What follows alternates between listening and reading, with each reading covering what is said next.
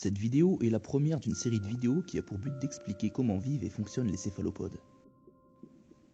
C'est quoi un céphalopode? Céphalopode, c'est une classe de mollusques dans laquelle on retrouve ce que l'on appelle plus couramment les poulpes, les calamars, les seiches, les nautiles ou encore les ammonites. Ils vivent presque tous en eau salée, sauf quelques rares espèces comme l'Oligoncala brevis, qui lui vit dans une eau beaucoup moins salée que celle de la mer, dans des chenaux de marée aux États-Unis.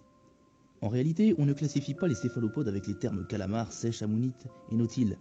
Tout d'abord, dans la classe des céphalopodes, on trouve trois sous-classes: les nautiloïdés, les ammonoïdés et les coléoïdés. Les ammonoïdés ont résisté à beaucoup de crises biologiques, mais ils se sont tous éteints lors de la crise Crétacé-Tertiaire, qui a connu la fameuse extinction des dinosaures non aviens. Les nautiloïdes ressemblent légèrement aux ammonoïdés. Ils ont eux aussi une coquille externe, mais certaines espèces ont survécu jusqu'à nos jours. C'est le cas de la famille des nautilidés, dans laquelle on peut retrouver les nautiles pelucheux, ou Halonautilus scrobiculatus, qui est une espèce très rare de nautile que l'on peut retrouver dans les eaux de Papouasie en Nouvelle-Guinée. Les coléoïdés sont le sous-ordre actuel de céphalopodes le plus diversifié, dans lequel on retrouve les octopodiformes signifiant 8 pieds, qui sont représentés par ce que l'on appelle plus couramment les poulpes. Il y a aussi les décapodiformes, signifiant 10 pieds, qui sont représentés par ce qu'on appelle plus couramment les calamars et les seiches. Maintenant que nous avons fait un petit point sur la classification des céphalopodes, nous allons pouvoir nous pencher sur la manière dont ces derniers se nourrissaient. Se nourrir.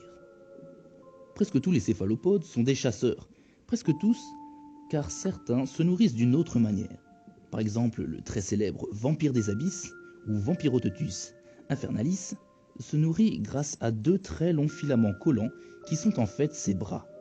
Mais ne nous méprenons pas, car ce céphalopode a beau avoir 10 bras, il s'apparente aux octopodiformes.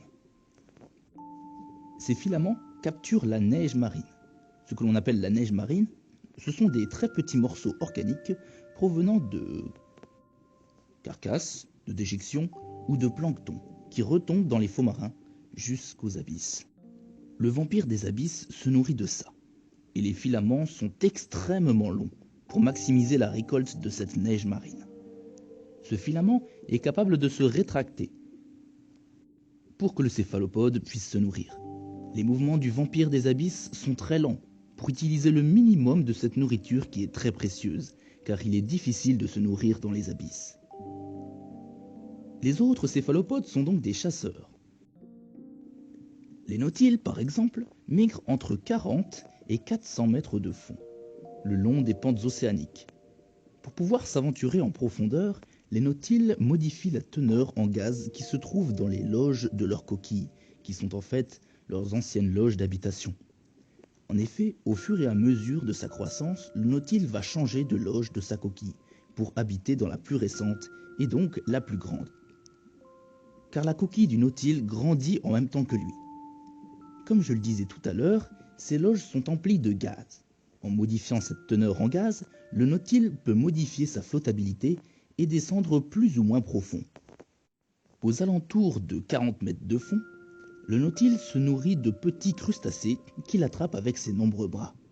Et s'il s'aventure aussi profond, jusqu'à 400 mètres de fond, c'est pour échapper aux prédateurs.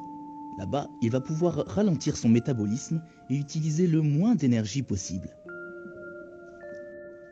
Les nautiles ne remontent donc que pour chasser. On suppose que les ammonites s'y prenaient de la même manière, car ils ont eux aussi une coquille constituée de plusieurs loges. La plupart des octopodiformes, excepté ceux qui vivent dans les abysses, sont récifaux. Leur morphologie est parfaitement adaptée à se déplacer sur les fonds marins. Contrairement aux décapodiformes, ils sont peu rapides à la nage. Les octopodiformes sont dépourvus de parties solides dans leur corps, excepté le bec bien sûr.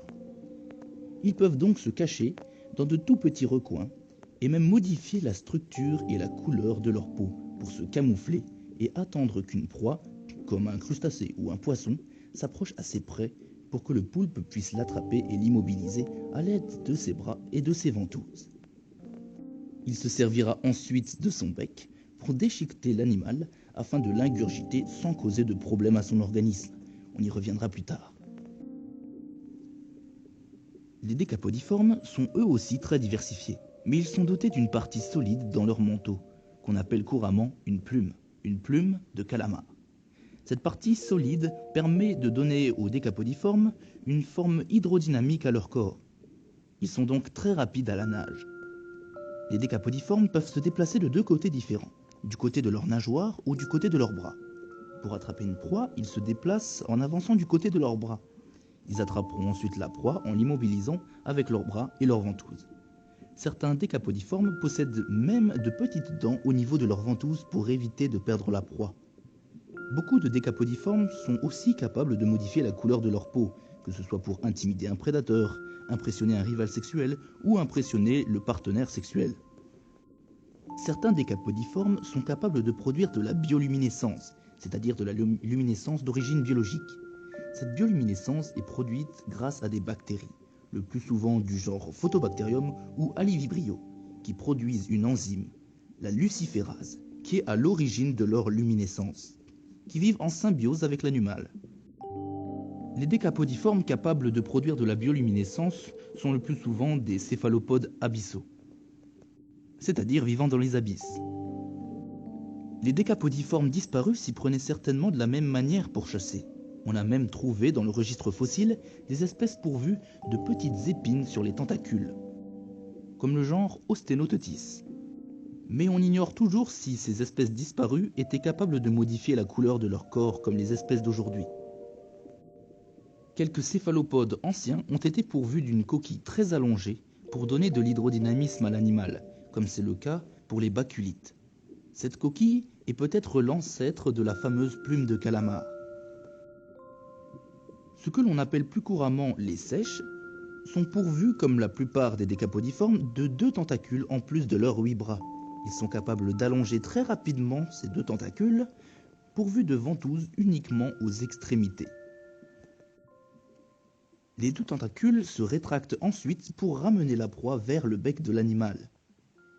Les seiches sont elles aussi pourvues d'une partie solide dans leur manteau, qui ressemble à une plume de calamar, et qu'on appelle couramment os de seiche.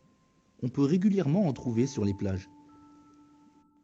Maintenant que nous avons vu comment chassent les céphalopodes, nous allons voir comment ces derniers digèrent leur proie et s'en nourrissent.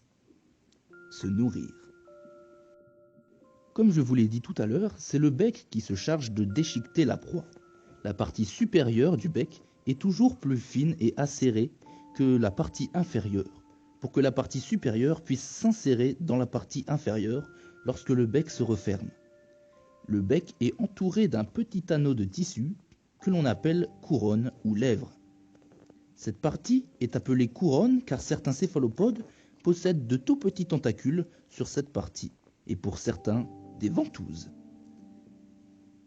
Tout cela dans le but de ne pas perdre sa proie. La première partie du cycle digestif se déroule dans le bulbe buccal. Le bulbe buccal est constitué de plusieurs parties. Tout d'abord, la mâchoire supérieure et la mâchoire inférieure, qui sont contrôlées par des muscles pour faire pivoter les 2 parties du bec pour qu'ils se referment. Les céphalopodes possèdent aussi une langue, et oui, une langue. Et sur le dessus de cette langue, on peut retrouver de petites rangées de dents recourbées vers l'arrière qu'on appelle les radulas. Cette langue permet aux céphalopodes d'entraîner les morceaux de la proie vers le fond du bulbe buccal. Au fur et à mesure que le morceau de proie est entraîné au fond du bulbe buccal, des enzymes provenant des glandes salivaires antérieures vont agir sur le morceau de proie. Tout ceci dans le but que les morceaux de proie soient assez petits pour passer dans l'œsophage. C'est très important parce que l'œsophage traverse le centre nerveux principal du céphalopode, protégé par le cartilage céphalique. Chez les mammifères, par exemple, c'est la contraction des muscles au niveau de l'œsophage qui permet à la nourriture de voyager jusqu'à l'estomac. Chez les céphalopodes, on retrouve des plaques chitineuses munies de petites dents recourbées vers l'arrière qui empêchent la nourriture de retourner dans le bulbe buccal. La seconde partie du système digestif se trouve dans la cavité palliale, ou manteau du céphalopode. Dans la cavité palliale, on trouve des glandes à venin, dont les conduits mènent directement vers le bec. Le venin est plus ou moins puissant selon les espèces. et il a pour but d'immobiliser la proie ou carrément de la tuer, comme pour le très célèbre poulpe à anneau bleu. Quand la nourriture a parcouru l'œsophage, elle atterrit dans une poche que la plupart des octopodiformes possèdent, le jabot. Le jabot sert à stocker la nourriture. Ensuite, la nourriture atterrit dans l'estomac. Comme chez les humains, l'estomac sert à broyer les aliments, grâce à des muscles. Mais la comparaison s'arrête là, car chez les humains, les enzymes digestives agissent dans l'estomac, alors que chez les céphalopodes, les enzymes provenant de la glande digestive, qui est d'ailleurs très grande chez les céphalopodes, agiront dans un autre sac nommé le cæcum. Le cæcum s'enroule souvent sur lui-même, et c'est pour cette raison qu'on l'appelle souvent le cæcum spiralé, pour ne pas le confondre avec le sac cæcal, qui est présent seulement chez certains décapodiformes, comme les calamars. Ce sac permet aux céphalopodes de stocker les fragments non digestibles, comme des arêtes ou des carapaces de crustacés ou de tortues. Ces fragments passent donc directement de l'estomac à l'intestin. Le cæcum permet l'absorption des nutriments résultant de la digestion.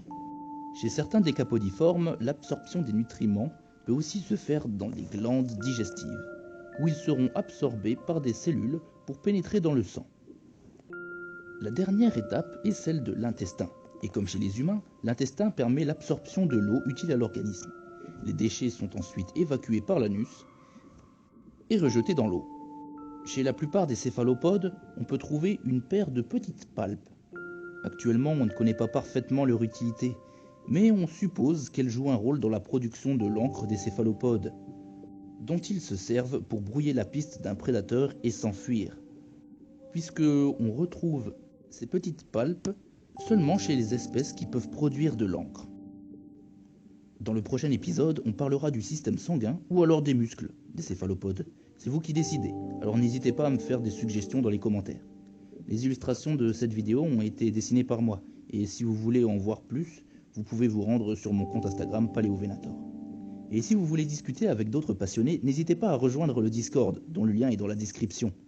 Ma principale source pour cette vidéo a été le merveilleux livre Poulpe, Sèche et Calamar, écrit par Roger Hanlon, Mike Vecchione et Louise Hallock.